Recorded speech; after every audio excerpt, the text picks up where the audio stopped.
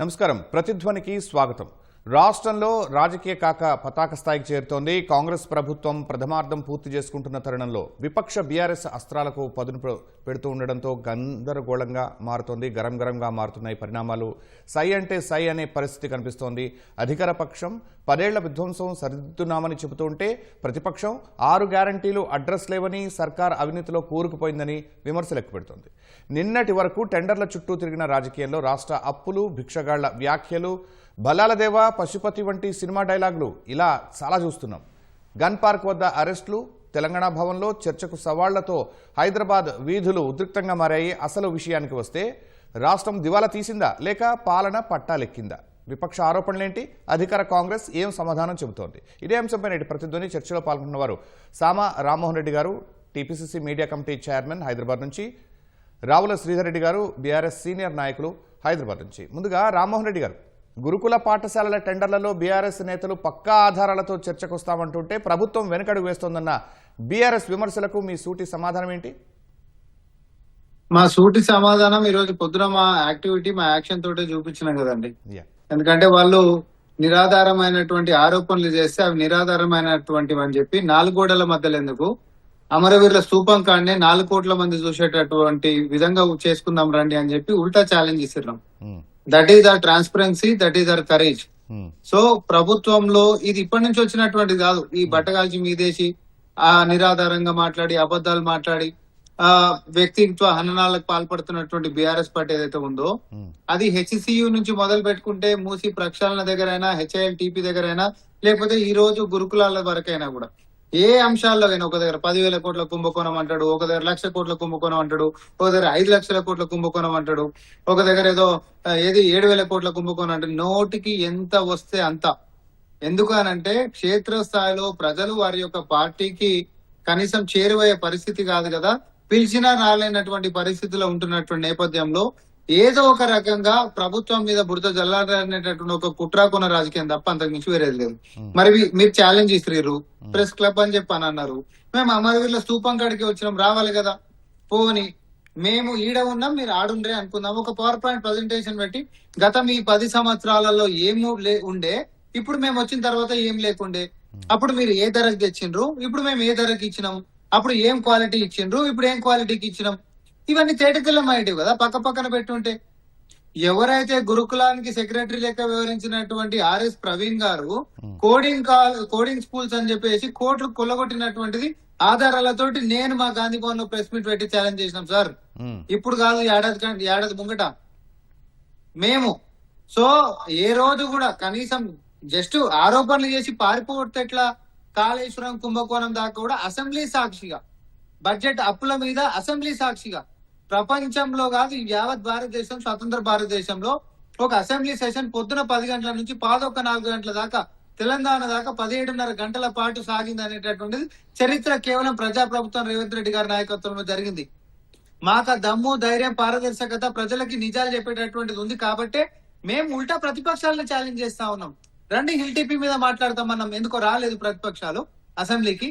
కాళేశ్వరం కుంభకోణం మీద మాట్లాడతామన్నాం, ఎందుకో రాలేదు. అర్ధరాత్రి దాకా మేమున్నాం, మీరు ఎందుకో లేరు. అసలు ప్రతిపక్ష నాయకుడు రాకుండా ఉల్టా ఫ్లోర్ లీడర్ అని చెప్పి అల్లుడిని చేస్తే, అల్లుడి కుంభకోణం అంతా నా మీద చేస్తే నా రాజకీయ జీవితం ఏమైపోతుందో అని చెప్పి అసెంబ్లీ నుంచి పారిపోయినటువంటి పరిస్థితులు ఎక్కడ వినలే మనం. అధికారం వెనకాల ప్రతిపక్ష నాయకులు పడతారు. కానీ ఈడ ప్రతిపక్షంలో రేవంత్ రెడ్డి గారు ఏ ఒక అగ్రెసివ్నెస్ తోటి, ఆధారాలతోటి, ఏ ఒక పట్టుదలతోటి వ్యవహరించిండ్రో, ఈ రోజు ముఖ్యమంత్రి అయిన తర్వాత కూడా గత పాలకుల యొక్క పాపాలని ఆధారాలతో కడుగుతాడని చెప్పి ప్రతిపక్షాలు పారిపోతున్నటువంటి పరిస్థితి ఎందుకో చూపెట్టలేదు మరి ఆర్ఎస్ ప్రవీణ్ గారు. మేమేం చేయలేదు. రైట్. శ్రీధర్ రెడ్డి గారు, 10 ఏళ్లలో 7 లక్షల కోట్ల అప్పులు చేసి రాష్ట్రాన్ని అప్పుల ఊబిలోకి నెట్టారని, అందుకే ఇప్పుడు నిధుల కొరత ఏర్పడిందని సీఎం రేవంత్ రెడ్డి చేస్తున్న ఆరోపణలకు మీరేం చెప్తారు? ఇప్పుడు ప్రతి ప్రభుత్వం అప్పు చేస్తుందండి. ఉమ్మడి ఆంధ్రప్రదేశ్ ఉన్నప్పుడు అప్పటి ప్రభుత్వాలు అప్పు చేయలేదా? ఇలా కేంద్ర ప్రభుత్వం అప్పు చేస్తలేదా? ప్రభుత్వాలు అప్పులు చేయడం అనేది సహజం. మన యొక్క బడ్జెట్ అంచనాల మేరకు మన ఓన్ ట్యాక్స్ రెవెన్యూ కానివ్వండి, మిగతా సెంట్రల్ గవర్నమెంట్ స్పాన్సర్డ్ ఎయిడ్ అనుకోండి, స్కీమ్స్ అనుకోండి, వాట్ ఎవర్ ఆల్ అక్రూయల్స్ తర్వాత ఏమైనా గ్యాప్ ఉంటే మనకున్నటువంటి ఎఫ్ఆర్బిఎం పరిమితి మేరకు రుణాలు తెచ్చుకుంటాం. ఇది ఒక అంశం. లేకపోతే ఏమైనా ఫ్లాగ్షిప్ ప్రాజెక్ట్స్ తీసుకున్నాం అనుకోండి, కాళేశ్వరం ప్రాజెక్ట్ లాంటివి కానీ లేకపోతే మిషన్ భగీరథ లాంటివి కానీ మిగతా ప్రాజెక్ట్స్కి మనము బ్యాంకుల ద్వారా రుణాలు తెచ్చుకోవడం లేకపోతే జనరల్ బడ్జెట్లో ఉండే గ్యాప్ రుణాలు తెచ్చుకోవడం ఒకటైతే ఇట్లా స్పెషల్ పర్పస్ వెహికల్స్ తోటి ప్రత్యేకమైనటువంటి ప్రాజెక్టుల కోసం రుణాలు తెచ్చుకోవడం అనేది రెండో అంశంగా ఉంటుంది. ఖచ్చితంగా రుణాలు తీసుకొచ్చినాం, కానీ ఈ 2.5 సంవత్సరాల్లో లేకపోతే అంతకుముందు రేవంత్ రెడ్డి గారు ఆరోపణలు చేసిన ప్రతిసారి నేను చెప్పినటువంటి అంశం ఏంటంటే మేము రుణాలు తెచ్చినాం, అయితే తెచ్చినటువంటి ప్రతి రూపాయి అప్పును ఈ రాష్ట్రానికి ఆస్తిగా మార్చినాము. కొన్ని వందల సంవత్సరాల పాటు తెలంగాణ రాష్ట్ర ప్రజల ఆస్తిగా, అది వ్యవసాయ రంగం అయి ఉండొచ్చు, సాగునీటి రంగం అయి ఉండొచ్చు, మిషన్ భగీరథలో తాగునీటి రంగం అయి ఉండొచ్చు, లేకపోతే 7,000 మెగావాట్ల నుంచి 18,000 మెగావాట్లకు విద్యుత్ ఉత్పత్తిని తీసుకుపోయినటువంటి ఒక ఘనతలో ఏర్పాటు చేసినటువంటి విద్యుత్ కేంద్రాలు కావచ్చు, అదర్ ఇన్ఫ్రాస్ట్రక్చర్ ఆఫ్ ఎలక్ట్రిసిటీ అయి ఉండొచ్చు, తర్వాత హాస్పిటల్స్ అయి ఉండొచ్చు. You take the sector. Hyderabad నగరంలో పెట్టినటువంటి 73,000 కోట్ల నుంచి 80,000 కోట్ల రూపాయల మేరకు ఇన్ఫ్రాస్ట్రక్చర్ అప్గ్రేడేషన్ కావచ్చు. ఇవన్నిటినీ కలిపి తెచ్చిన ప్రతి రూపాయి అప్పును సద్వినియోగం చేసి తెలంగాణ రాష్ట్ర ప్రజల ఆస్తిగా మార్చినాం. అవేవో కేసీఆర్ గారి జేబులోకో, హరీష్ రావు గారి జేబులోకో, కేటీఆర్ గారి జేబులోకో పోలే. అది కాంగ్రెస్ పార్టీ పదే పదే అప్పులు. నేను అడుగుతున్న రేవంత్ రెడ్డి గారి ప్రభుత్వాన్ని, మేము 6 లక్షల కోట్లు తెచ్చిందని ఒక ఆయన మాట్లాడతాడు, 7 అని ఒక ఆయన మాట్లాడతాడు, 8 అని ఇంకో ఆయన మాట్లాడతాడు. మన కేంద్ర ప్రభుత్వం చెప్పింది ఎఫ్ఆర్బిఎం లెక్కల ప్రకారం 3,80,000 కోట్లు మాత్రమే తెచ్చారని చెప్పింది. ఇవాళ నేను అడుగుతా ఉన్న రేవంత్ రెడ్డి గారి ప్రభుత్వం ఈ 2023 డిసెంబర్ 3 నుంచి ఇవాళ వరకు ఈ 2.5 సంవత్సరాల కాలంలో తెచ్చినటువంటి అప్పు 4,14,000 కోట్ల రూపాయలు. మేము 10 ఏళ్లలో చేసింది మీరు 6, 7, 8 మీరు అనేది అర్రాజ్ బాండ్ చెప్తున్నటువంటి లెక్కలు తప్పైతే ఈ 2.5 సంవత్సరాల కాలంలో మీరు తెచ్చింది 4,14,000 కోట్లు. 4,14,000 కోట్లు తెచ్చినట్టు రేవంత్ రెడ్డి గారు ఏ ప్రాజెక్టు కట్టినావు కొత్తగా, ఏ బ్రిడ్జి కట్టినావు కొత్తగా, ఏ పథకం పెట్టినావు కొత్తగా, ఏమన్నంటే మీరు తెచ్చిన అప్పులకు నేను పైసలు కడతానా, ఇది తప్పుడు చెప్తే నేను అడుగుతున్నా. మీ కాంగ్రెస్ ప్రభుత్వం యొక్క పేరని కాదు నేను చెప్పేది, అక్కడ మీరు మీ వంతుగా రాష్ట్రానికి కొత్తగా ఒక ఫ్లాగ్షిప్ ప్రాజెక్టు ఏమి తెచ్చిండ్రు, కొత్తగా ఏం కట్టినావు? మేము స్టార్ట్ చేసినటువంటి కొన్ని 70%, 80% కంప్లీట్ చేసినటువంటి ఆ టిమ్స్ సనత్నగర్ హాస్పిటల్ లాంటిదో, ఆ వరంగల్ హెల్త్ సిటీ లాంటిదో, వాటిని కంప్లీట్ చేసి రిబ్బన్లు కట్ చేసుకోవడమే. మేము 80%, 70%, 50%, 90% చేసిన వాటిని కంప్లీట్ చేసి రిబ్బన్ కటింగ్లు చేసుకుంటే తప్పితే కొత్తగా చేసినటువంటి ప్రాజెక్ట్ ఏమిటి? ఒకటి ఇదేమో అప్పుల గురించి నేను చెప్పాల్సి వస్తే, రెండవది రామ్మోహన్ ఒక మాట చెప్తా ఉన్నాడు ఇంతకుముందు, ఏంది మేము అధికార పక్షంగా ఉండి మేమే ముందుకొచ్చి మాట్లాడినాం. నేను చెప్పదలుచుకున్న కాంగ్రెస్ పార్టీ నాయకులకు, మీరు సవాలు విరిచారు, తోక ముడిచారు, తొడలు కొట్టారు, తోక ముడిచారు, సవాల్ చెప్పారు, సరుకు లేక సదురుకున్నారు. ఎక్కడండి రూపల్ కృష్ణారావు గారు, కేటీఆర్ గారు, హరీష్ రావు గారు, మిగతా నాయకులందరము ఆ రోజు ఇవాళ పొద్దున తెలంగాణ భవన్లో వచ్చి మీరేదో రమ్మని చెప్పిరని చెప్పేసి గన్ పార్క్ వస్తారంటే పోలీసు వాళ్ళు రావద్దంటారు.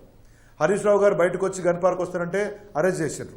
మేము కేటీఆర్ గారు మేము అందరం కలిసి బయటకు వచ్చి వస్తారంటే అక్కడ వచ్చినటువంటి ఏసీపీ గారు, అడిషనల్ డీసీపీ గారు, సిఐ గారు అందరూ కలిసి మిమ్మల్ని రానిచ్చే ప్రసక్తి లేదంటారు.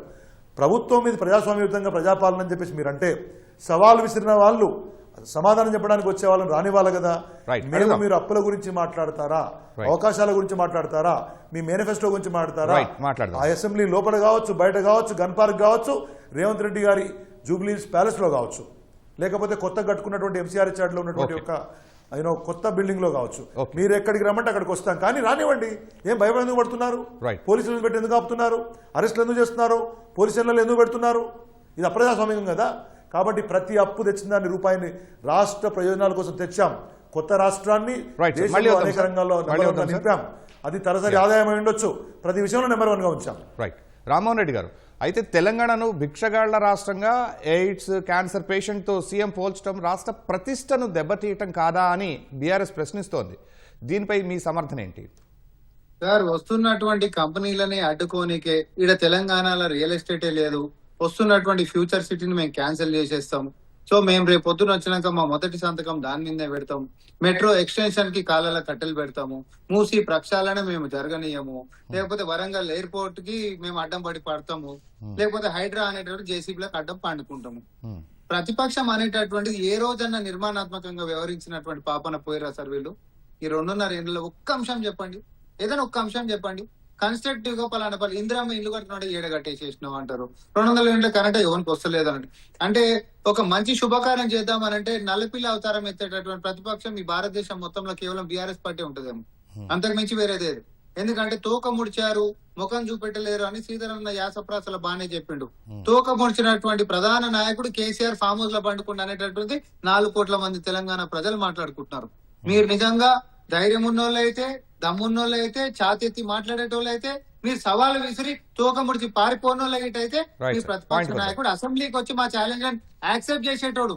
కాళేశ్వరం కుంభకోణం మీద ప్రజెంటేషన్ మీద మీరు సవాళ్ళకు ప్రతి సవాలు ఇసిరేటోళ్ళు. ఏం లేదే, మామ తప్పించుకొని పోయిండు, అల్లుడు తప్పించుకొని పోయిండు. టీటీపీ మీద 5 లక్షల కోట్ల కుంభకోణం అన్నావు.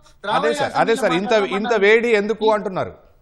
ఇప్పుడు నేను ఒకటే అంటున్నా సార్, కుంటి సాకులు ఎందుకు? ఇప్పుడు ఈ సాకులు ఎందుకు? పోలీసు వాళ్ళు మాకు అడ్డం పడ్డారు సార్, లేకపోతే గన్ పార్క్ దాకా పోయేటోళ్ళం. ప్రజాస్వామ్యంలో ప్రజలు మిమ్మల్ని ఎన్నుకున్నప్పుడు అందరం కూడా చర్చించడానికి, ఆధారాలతో మాట్లాడుకోవడానికి అసెంబ్లీ అనేటటువంటి ఒక వేదిక ఉంది కదా. ఆ అసెంబ్లీ మీరు ఎప్పుడు అడుగుతప్పుడు మనం సెషన్స్ పెడుతున్నాం కదా. ఎప్పుడు మీరు కాదు, మొన్న సెషన్స్ కూడా అర్ధరాత్రి దాకా జరిగినాయి కదా. అట్లాంటప్పుడు ఆ వేదికల కాడ మీరు చేసేటటువంటి ఆరోపణలన్నింటినీ కూడా ఫస్ట్ అధికారంలోకి రాగానే కూడా 4 గంటల దాకా సెషన్స్ నడిపించి 8,11,000 కోట్ల రూపాయల అప్పు శ్రీధరన్న ఎంత కన్వీనియంట్ గా తప్పించుకుంటున్నాడు అంటే, ఒక ఇంట్లో హోమ్ లోన్ ఉంటది సార్, పర్సనల్ లోన్ ఉంటది, వెహికల్ లోన్ ఉంటది, ఎడ్యుకేషన్ లోన్ ఉంటది. ఇవన్నీ మొత్తం ఒక కుటుంబానికి సంబంధించిన అప్పుల లెక్క గింతి చేస్తామా చేయమా? కానీ కేవలం మాకుంటున్నట్టు నేను కారు లోనే తీసుకున్నా, అదొక 10 లక్షలే ఉంది, మీతో ఏవి లేవు అని అంటే బడ్జెట్ కి సంబంధించిన అప్పు నువ్వు చెప్తున్నావు. బడ్జెట్ ఏ తరప్పుడు ఎవరు చెప్పాలి? ఈరోజు జూపల్లి గారు చదివింది అదే కదా మీ చరిత్ర మొత్తము. ఆస్తులను క్రియేట్ చేసినామని చెప్పి మాట్లాడుతున్నారు. ఏ ఆస్తిని సార్ వీళ్ళు క్రియేట్ చేసింది? ఏ ఆస్తిని క్రియేట్ చేసిండ్రు? 1వ తారీఖు జీతాలు ఇవ్వలేనటువంటి దుస్థితిలో ఆర్థిక వ్యవస్థ నడిపించిండ్రు. ఆర్టీసీ అంటే భగవంతుడు వచ్చినా కాపాడలేడు అనేటటువంటి పరిస్థితి తీసుకొచ్చిండ్రు. నోటిఫికేషన్ లో కొర్రీలు పెట్టి కోట్లలో నానబెట్టిరు, నిరుద్యోగుల నోట్లలో. అది మీ వర్షన్. మళ్ళీ వద్దాం సార్. శ్రీధర్ రెడ్డి గారు, రైతు భరోసా కింద 2,482 కోట్లు విడుదల చేసి త్వరలో మిగిలిన మొత్తం ఇస్తామని ప్రభుత్వం చెబుతోంది.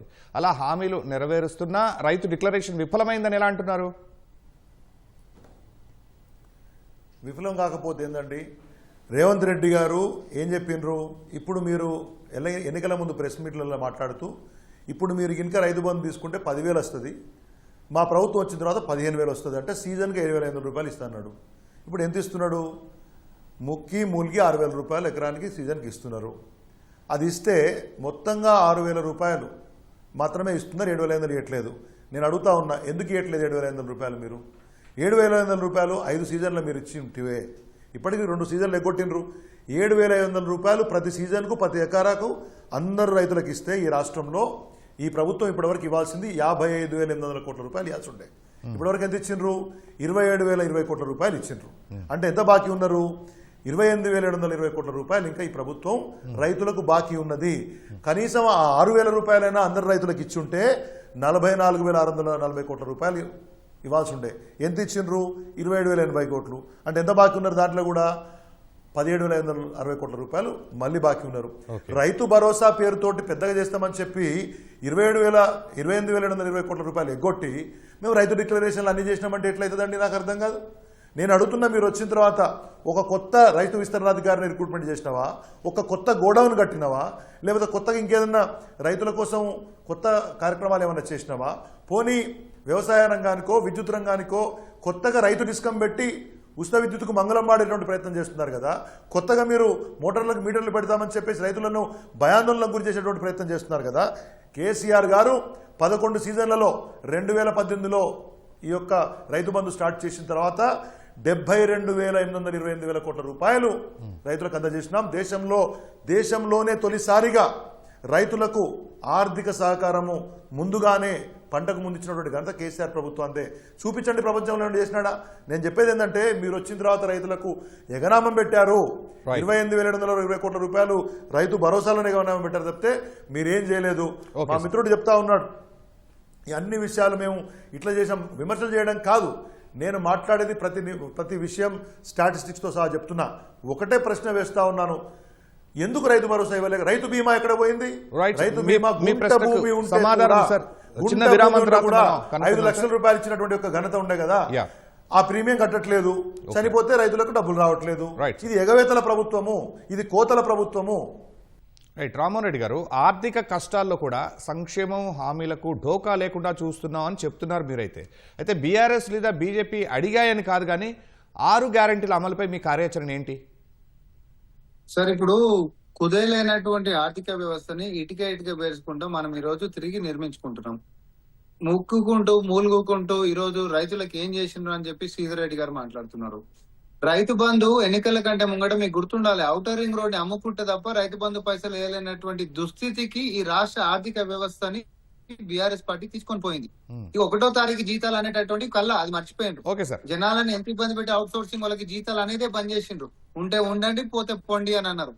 ఆఖరికి నిధులు లేక అప్పులు చేసి గౌరవం కోసము సొంత జోబులకించి పైసలు ఇచ్చి కాంట్రాక్ట్ పనులు చేపిస్తే బిల్లులు ఇవ్వలేకపోతే వాళ్ళ సొంత పార్టీ సర్పంచులు ఆత్మహత్యలు చేసుకున్నటువంటి ఘనత కేవలం బీఆర్ఎస్ పార్టీకి ఉంటది. ఎందుకంటే మనకు మనుషులం, నినాకము నేం దినం మనకు ఎవరికి గుర్తుండదు. కానీ వీళ్ళు చేసినటువంటి పాపాల చిట్ట అటు రైతుల ఆత్మహత్యలైనా ఈ రోజు నేను ఒకటే అంటాను, రైతులకు ఏం చేసిండ్రు అని శ్రీధరన్ అంటుంది కదా. మొన్న 2024-25 ఆర్థిక సంవత్సరంలో యావత్ భారతదేశంలో రైతుల ఆత్మహత్యలు లేనటువంటి ఏకైక రాష్ట్రం తెలంగాణ అని చెప్పి సగర్వంగా చెప్తున్నాం. రైతులకు ఏం చేసినామని అడుగుతున్నామన్నా, 21,000 రూపాయలు రైతులకు రుణమాఫీ ఏకకాలంగా చేసినటువంటి చరిత్ర కాంగ్రెస్ పార్టీది కాదా? తాళ్ళు తరుగు లేకుండా ఈ రోజు రైతుల కాడ కొనుగోలు చేస్తుంది కాంగ్రెస్ పార్టీది కాదా? లేకపోతే సన్న బియ్యం మీద 500 రూపాయలు బోనస్ ఇస్తుంది ఇది కాంగ్రెస్ పార్టీది కాదా? లేకపోతే రైతు బీమా ఎంత పచ్చబద్దాలు మాట్లాడతారు అసలు వీళ్ళు, అలవాటు అయిపోయింది. రైతు బీమా మేము కట్టలేదండి, చూపిస్తావా నన్ను కట్టలేనట్టు. కేటీఆర్ మాట్లాడాలి, అబద్ధం అని తెలిసినా బాబు అమర్దలు ఎట్లా మాట్లాడుకుంటారు అంటే ఇది అబద్ధం అని మనకు తెలుసు వాళ్ళకి తెలుసు. మీరు పదే అనండి, అదే నిజం అనుకుంటారు, అదే నిజం అనుకుంటారు అనేటటువంటి సిద్ధాంతాన్ని కేటీఆర్ ఈ రోజు కూడా అడుగుతున్నా సార్. కాంగ్రెస్ పార్టీ ఒక రాజకీయ పార్టీ, బీఆర్ఎస్ పార్టీ ఒక రాజకీయ పార్టీ. ఒక నిష్ణాతమైనటువంటి మీలాంటి పెద్ద మనుషులు ఒక ప్రొఫెసర్ ని పెట్టి మాట్లాడండి, ఈ రాష్ట్రం పైన అప్పు ఎంత ఉందో, 3 లక్షలు ఉందా, 8,11,000 ఉందా? ఎందుకు ఈ బూటకప్పు ప్రచారాలు? 1,00,000 కోట్ల కుంభకోణం, మూసి ప్రక్షాళన 7,000 కోట్లు పెట్టి ప్రక్షాళన ప్రతిపాదన చేస్తే 1,00,000 కోట్ల కుంభకోణం అనేసేయండి. ఎందుకంటారు సార్ అని అంటే మీరు అనరాదురే, బట్టగాలు చేయరి, వాడు కడుక్కుంటాడు, ఇదే భాష. ఇట్లా పారదర్శకత లేకుండా ప్రతిపక్షాలు మెలుగుతే ప్రజలు చూసుకుంటారు. శ్రీధర్ రెడ్డి గారు, కేసీఆర్ ను సీఎం పశుపతి అంటే మీరు సీఎం ను బలాల్ దేవా, హిట్లర్ అంటున్నారు. రాజకీయాల్లో ఈ స్థాయి వ్యక్తిగత దూషణలు ప్రజా సమస్యలను పక్కదారి పట్టించడం లేదా? ఖచ్చితంగా పట్టిస్తాయి, దాంట్లో సందేహం లేదు. ఈ వ్యక్తిగత దూషణలకు వ్యక్తి స్థాయిలో నేను వ్యతిరేకం, రాజకీయాలలో ఎటువంటి భాష ఉండకూడదని మేము కోరుకుంటాం. కానీ ముఖ్యమంత్రి గారు నిన్న మాట్లాడింది రైతు భరోసా సభలో, డబ్బులు ఇస్తున్నాయా అని అందరిని పిలిపించి మాట్లాడిండు. అక్కడ ప్రతిపక్ష నాయకుడు కేసీఆర్ గారిని పట్టుకొని ఆయనను పశుపతి అని, అదేదో సినిమాలో విలన్ను పోల్చి మళ్ళీ నేనేదో బంధించాను, గొలుసులతో బంధించాను, మీరు గొలుసులతో బంధించారా? ప్రజలు వారిని తెలంగాణ ఉద్యమ నాయకుడు, తెలంగాణ తెచ్చినటువంటి నాయకునిగా వారిని ఇష్టపడతారు. 10 ఏళ్ళు ముఖ్యమంత్రిగా ఉన్నారు, ప్రతిపక్ష నాయకుడు, మీరు గొలుసును వేసినారా? రెండవది, ఇంకా చాలా ఉన్నాయి వీరి భాష. ప్రతిపక్ష నాయకుని చావు కోరడము, నడ్డి విరిగి ఇంట్లో బండని మాట్లాడటము, లాగులో తొండలు ఇస్తానని చెప్పడము, గుడ్లు తీసి గోళీలాడతానని చెప్పడము, ఇట్లా చెప్పుకుంటే హిట్లర్ అని చెప్పేసి మేమనలేదండి. హిట్లర్ అని చెప్పేసి ముఖ్యమంత్రి గారు వారే చెప్పారు, నేను హిట్లర్ని ఇష్టపడతానండి అని చెప్పారు. హిట్లర్ను స్ఫూర్తిగా హైడ్రా తీసుకొని, అంటే హిట్లర్ అంటే ఎగ్జాక్ట్ హిట్లర్ స్ఫూర్తి అనకుండా హిట్లర్ చేసిన ఏదో కార్యక్రమాన్ని స్ఫూర్తిగా హైడ్రా తెచ్చాను ఏదో చెప్పారు. నేనంటే ముఖ్యమంత్రి గారు ఒకవేళ మేము ఆ రోజు తెలంగాణ ఉద్యమం తర్వాత ముఖ్యమంత్రి గారు కేసీఆర్ గారు ఉండే, ఆ తర్వాత చాలా సందర్భాల్లో మీకేదైనా తప్పు అనిపించి ఉంటే ఇవాళ మీరు ఏం చేస్తున్నారు, మీరు ఏం మాట్లాడుతున్నారు, మీరు ఏ భాష? నేను మొన్న కూడా చెప్పాను అనేక సందర్భాల్లో, అది విద్యార్థులు మొన్న ఆరుట్లను ఎక్కడో ఒక స్కూల్ ఇనాగరేషన్కి వెళ్ళారు ముఖ్యమంత్రి గారు. ఏమండి, చదువుకునే పిల్లలు 10వ తరగతి కంటే చిన్నగా ఉన్నటువంటి పిల్లల ముందు ప్రతిపక్ష నాయకుడిని తిట్టడము, మిగతా నాయకులను తిట్టడము, అది విద్యార్థుల సభ ఉండని, ఉపాధ్యాయుల సభ ఉండని, ఉద్యోగుల సభ ఉండని, రైతుల సభ ఉండని, కేసీఆర్ను తిట్టకుంటే పొద్దులేని పరిస్థితి రేవంత్ రెడ్డి గారికి ఉంది. ఇదేం పద్ధతి? మీరు అంటే మేము ఎంతో కొంత, ఇప్పుడు మీరు 4 అంటే మేము 2.5 అనాలి కదా, మీరు 2 అంటే మేము 1.5 అనాలి కదా అనే పరిస్థితి రాజకీయాలు ఉంది. తప్పదు మరి. ఇప్పుడు మీరు ఒక మాట అంటే మేము అనాల్సి వస్తుంది. నేను ఇంకొకటి, మా సోదరుడు రామ్మోహన్ రెడ్డి చెప్తా ఉన్నాడు, మేము ఇది చేశాం అది చేశాం. నేను మీకు చెప్తా ఉన్నాను, కరోనా వచ్చినా, దేశ ఆర్థిక పరిస్థితి కుదిరే, రాష్ట్రంలో ఆర్థిక పరిస్థితి ఇబ్బందులైనా క్రమం తప్పకుండా రైతు బంధు ఇచ్చినాం, ఉచిత కరెంట్ అమలు చేసినాం, పెన్షన్లు ఇచ్చినాం, ఏ సంక్షేమ పథకాన్ని ఆపలేదు. కేంద్రం సహకరించకున్నా కానీ రైతు బంధు ఇచ్చినారు. ప్రతి గింజ కొని ఆ రోజు రైతులను ఆదుకున్నారు. ఎక్కడ కూడా కరోనా వచ్చింది, కరోనా రాకపోతే వేరే పరిస్థితి ఉండే. నేను చెప్పేది ఏంటంటే, మాటలు చెప్పడం కాదు, నేను ఒకటే అడుగుతున్నా రామ్మోహన్, ఒకటే సూటి ప్రశ్న. ఇంత బ్రహ్మాండంగా చెప్తున్నారు కదా, ఎందుకు రైతు భరోసా చెప్పింది ఇవ్వట్లేదు? ఎందుకు కౌలు రైతులకి వాళ్ళు మీరు ఇస్తున్నటువంటి పరిహారం సంవత్సరానికి ఇస్తారన్నారు కదా, Right, sir. కౌలు రైతులు. కనుక్కుందాం. కౌలు రైతులు రామ్మోహన్ రెడ్డి గారు. గుర్తించే ప్రక్రియనైనా Right. చేపట్టినావా? రైట్ రామ్మోహన్ రెడ్డి మొదలు మాడితే ఎట్లా? రామ్మోహన్ రెడ్డి గారు బీఆర్ఎస్ వర్కింగ్ ప్రెసిడెంట్ కేటీఆర్ ప్రభుత్వంపై తన ఆరోపణలు నిరూపించలేకపోతే రాజకీయ సన్యాసం చేస్తారని సవాల్ విసిరారు. దానిపై ఏమంటారు? ఈ సవాళ్లు ఏవి కూడా సార్ ఇట్లా ఆయన ఎన్నిసార్లు చేయలేడు. కంటోన్మెంట్ లో ఓడిపోతే ఇదే లిట్మస్ టెస్ట్, మీ ప్రతాపమో మా ప్రతాపమో చూసుకుందాం అన్నాడు. ఓకే తర్వాత జూబ్లీహిల్స్ లో ఇదే లిట్మస్ టెస్ట్, మీ ప్రతాపమో మా ప్రతాపమో చూసుకుందాం, రాజకీయంగా సన్యాసం తీసుకొని వెళ్ళిపోతాం అని మేమైతే వెయిట్ చేస్తున్నాం. ఇట్లా ఎన్నిసార్లు తీసుకుంటా అంటారని తెలంగాణ ప్రజలు లైట్ తీసుకుంటున్నారు కేటీఆర్ ని. ఎందుకంటే ఇక జాగి పెట్టి లేపినా లేచేటటువంటి పరిస్థితులలో బీఆర్ఎస్ పార్టీ లేదు కాబట్టి బావ ఒక దిక్కు బామ్మర్ది ఒక దిక్కు కలిసి ఉన్నట్టు పైకి డ్రామాలు జరుగుతున్నాయి తప్ప ఒక ఆయన బీజేపీ దిక్కు చూస్తుండే ఇంకొక ఆయన పట్టాభిషేకం దిక్కు ఆలోచనలు చేస్తా ఉండు. వీళ్ళిద్దరు పంచాయతీలు ఇది ముందుకు పోదు కాబట్టి సోదరి మన బయటికి పోయేసేసింది. అక్కడ జరుగుతున్నటువంటిది జరిగినటువంటి మొత్తం ఒక్కొక్క అంశం బయటికి చెప్తా ఉంది. నేను రాజకీయాలకు ఎక్కపోను కానీ మేము చేస్తున్నటువంటి దానికంటే ఇప్పుడే ఉచిత కరెంట్ మేము ఆపలేదు కోవిడ్ ఉన్నా కూడా అని చెప్పని అన్నారు. ఏ సంవత్సరం అన్న పైసలు కట్టినారన్న డిస్కమ్స్ కి? ఈ రోజు కుప్పై కూర్చుంది మన నెత్తి మీద, పెద్ద బండై కుప్పై కూర్చుంది. ప్రజలకు ఉచితంగా ఇస్తున్నాం. ఇప్పుడు మేము ఆర్టీసీ బస్ ఇస్తున్నాం సార్, ఆర్టీసీ బస్ ఇస్తున్నాం. 10,000 కోట్ల రూపాయలు ఇప్పటికే ఆర్టీసీ బస్ చెల్లింపులు చేసినాం. అంటే మేము ఉచితంగా ఇస్తున్నాం కాబట్టి ఆర్టీసీ ఏమైనా మునిగిపోని చచ్చిపోని మాకు మాత్రం ఉచితంగా చేయాలి కాబట్టి అది ఒక కింద కార్పొరేషన్ ఉంది కాబట్టి అని అంటే కరెక్టేనా? ఏ ఒక్క ప్రభుత్వ కార్యాలయం నుంచి కనీసం కరెంటు బిల్లులు కట్టలేనటువంటి దుస్థితులలో బీఆర్ఎస్ పార్టీ చేసింది. ఎంత అరాచకం అనంటే వ్యవస్థలను మొత్తం చిన్నాభిన్నం చేసినటువంటి పరిస్థితి, ఆర్థికంగా దివాలా తీపిచ్చినటువంటి పరిస్థితి, ఎక్కువ రేట్ ఆఫ్ ఇంట్రెస్ట్ లకి అప్పులు తీసుకొని వచ్చినటువంటి పరిస్థితి. ఈ రోజు మనం ఢిల్లీకి 4 సార్లు తిరిగి ఆ ఎక్కువ రేట్ ఆఫ్ ఇంట్రెస్ట్ 11%, 12% ఉంటున్నటువంటి దాన్ని 4.5% తీసుకొని వచ్చి ఆ యొక్క ఆర్థిక వెసులుబాటు కూడా కాంట్రాక్టుల పేర్ల మీద అసలు ఇష్టానుసారంగా పెంచుకున్నటువంటి వాల్యూస్ ని కూడా క్వాలిటీ దగ్గర క్వాంటిటీ దగ్గర ఏ రకంగా కూడా ఆర్థికంగా కాపాడుకుంటూ ఒక్కొక్కటి మనం చేసుకుంటూ పోతున్నాం. రైట్ శ్రీధర్ రెడ్డి గారు, కేవలం ప్రభుత్వ వైఫల్యాలను ఎత్తి చూపడం కాకుండా గత తప్పిదాల నుంచి పాఠాలు నేర్చుకుని బీఆర్ఎస్ లో ఏ మార్పు వచ్చిందని ప్రజలు మిమ్మల్ని మళ్ళీ నమ్మాలి? ఒకటండి, ప్రభుత్వం ప్రధాన ప్రతిపక్షంగా ప్రభుత్వం యొక్క వైఫల్యాన్ని ఎత్తి చూపడం అనేది, చేస్తున్నటువంటి ప్రజా వ్యతిరేక విధానాలను ఎత్తి చూపడం అనేది, జరుగుతున్న అవినీతిని ప్రశ్నించడం అనేది, ఇవాళ అన్ని రంగాలలో జరుగుతున్న అవినీతిని ప్రశ్నించడం అనేది మా బాధ్యత. తెలంగాణ చిన్న తరహా పారిశ్రామదారులకు, తెలంగాణ చేనేత కార్మికులకు, తెలంగాణలో ఉన్నటువంటి అన్ని రకాల కుల వృత్తుల వాళ్ళకు, వీళ్ళకి ఈ ప్రభుత్వం చేస్తున్నటువంటి అన్యాయాన్ని ఎత్తి చూపడం మా యొక్క బాధ్యత. ఆ పని మేము చేస్తున్నాం. గత తప్పిదాలంటే నేను ఒకటి, ఈ ప్రభుత్వాన్ని కాకుండా మాకు ఎందుకు కోటేయాలంటే నేను ఒక్కటి ఇవాళ ఈటీవీ వారిని నేను కోరుతా ఉన్నాను, ఒక పోలన్న పెట్టండి, లేకపోతే మన కెమెరాని తెలంగాణ గ్రామాలకు పంపించండి. ప్రభుత్వం మీద ఎంత వ్యతిరేకత ఉందో ఒక్కనండి. ఫైనల్ గా రేవంత్ రెడ్డి గారికి తెలుసు, మేము గతంలో చేసిన పని, కేసీఆర్ గారి 9 సంవత్సరాల పాలనలో ఈ రాష్ట్రము 4.5 లక్షల కోట్ల జిఎస్డిపి నుంచి ఇవాళ 16.5 లక్షల కోట్ల జిఎస్డిపి, మేము ప్రభుత్వం దిగిపోయిన నాటికి 14 లక్షల కోట్ల జిఎస్డిపి. దాంట్లో చాలా ఉన్నాయి. నేను ఒకటే చెప్తున్నాను, తప్పిదాలు ఏమీ లేవండి. చేసినటువంటి పనిని చెప్పుకోలేకపోయినాము. భవిష్యత్తులో సరైనటువంటి ప్రజానాయకత్వాన్ని, సమర్థమైనటువంటి ప్రజానాయకత్వాన్ని ప్రజల ముందు ఉంచుతాం. దానికి అనుగుణంగా కేసీఆర్ గారి నాయకత్వంలో మళ్ళీ మా ప్రభుత్వం వస్తుంది. మళ్ళీ కేసీఆర్ గారు ముఖ్యమంత్రి అవుతారు. 2028 కానీ 2029 ఎప్పుడు ఎలక్షన్లు వచ్చినా కానీ. ఒకటే నేను చెప్పేది ఏంటంటే, ఆ రోజు చేసిన పనిని వాళ్ళ ప్రజలు, రైతులు, మహిళలు, ఆ రోజు యువత, అన్ని వర్గాలు గుర్తుంచుకున్నారు. ఇవాళ బీఆర్ఎస్ ప్రభుత్వం ఉంటే బాగుండేటువంటి ఒక ఫీలింగ్ ఉన్నారు. అదే మళ్ళీ మా ప్రభుత్వం వస్తుంది. కాంగ్రెస్ ఎన్ని రకాల విష ప్రచారం చేసినా, ఎన్ని మమ్మల్ని తిట్టినా, లేకపోతే ప్రధాన ప్రతిపక్ష నాయకుడు చావు కోరుకున్నా, తిట్టినా కానీ ప్రజలు మా వెంబడున్నారనే విషయాన్ని వాళ్ళు గమనిస్తే మంచిది. ఆ ఫ్రస్ట్రేషన్ ఇవాళ మంత్రులు సవాల్ ఇచ్చడం, పారిపోవడం. ఆ మధ్య ముఖ్యమంత్రి గారు కూడా సవాల్ ఇచ్చి ప్రెస్ క్లబ్ కు వస్తున్నాడు. తర్వాత ప్రెస్ క్లబ్ ను పట్టుకొని అదేదో అన్నారు. సరే, అవన్నీ మాటలు బాగుండదు కానీ మీరు ఎన్ని విష ప్రచారాలు చేసినా బీఆర్ఎస్ మళ్ళీ ప్రభుత్వంలో రావడం ఖాయం. ఈ ప్రభుత్వం దిగిపోయడం ఖాయం. రైట్, ధన్యవాదాలు రామ్మోహన్ రెడ్డి గారు, శ్రీధర్ రెడ్డి గారు. ఎవరెన్ని చెప్పినా ప్రజలకు ఉపయోగకరంగా ప్రభుత్వం కానీ ప్రతిపక్షం కానీ ఉండాలనేది చర్చలో వాళ్ళు తెలియజేస్తున్నారు. ఇది నేటి ప్రతిధ్వని. నమస్కారం.